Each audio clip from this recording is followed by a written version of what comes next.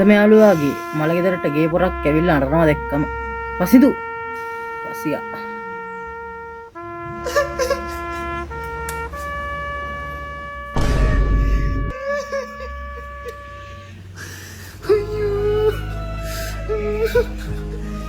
බලන්න ප්‍රතිදී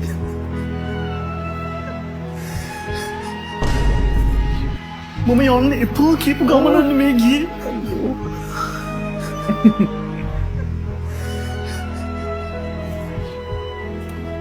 අයියෝ පිස්සු කොල්ලෙක් කනේ මට හිතුරතෝ හිත හිරි වැට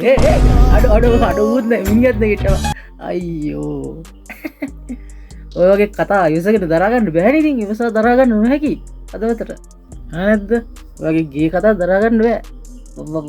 බට්ටවල්ල යා ගයි